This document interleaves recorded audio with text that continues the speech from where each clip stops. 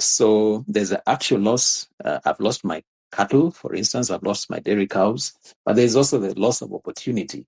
That's always a risk when it comes to SMEs.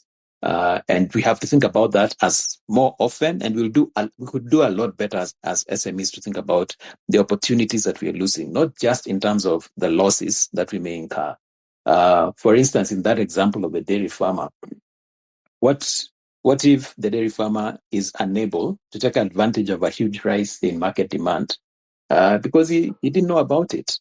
So there's a loss of opportunity side of it, and then there's the loss that we are familiar with. But I also think it's important to take into account that once you decide to set up a business, and this is an important point, you're already stepping into the space of risk. So the other way to put it really is a decision to go into business is also by default a decision to take certain risks. And I would say this, a typical SME is both a bundle of risks and a bundle of opportunity. A typical SME is both a bundle of risk and a bundle of opportunity. Now, if that is true, then the difference in approach to risk becomes whether you are aware of the risks that you face as an SME, whether you're exposed to those risks, whether you're vulnerable to those risks. People ask me, what's the difference between exposure and vulnerability? Exposure simply means that the risk has come to your doorstep, so to speak.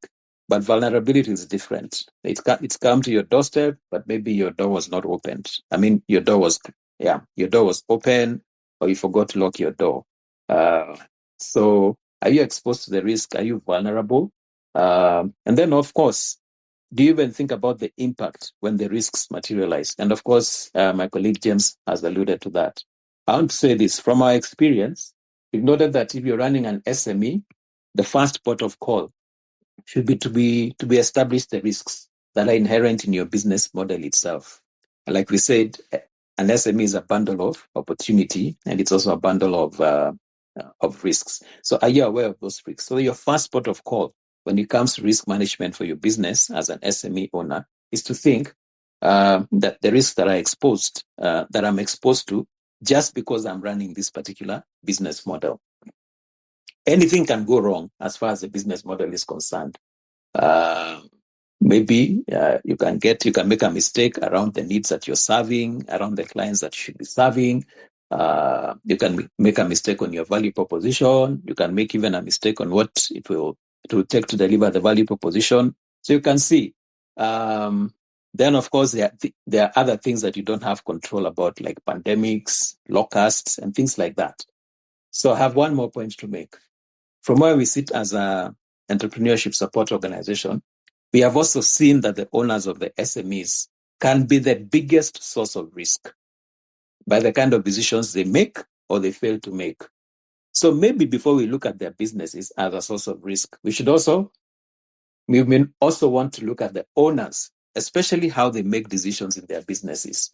Now, our experience of working with SMEs is owner managers or owners of SMEs don't usually make decisions based on data.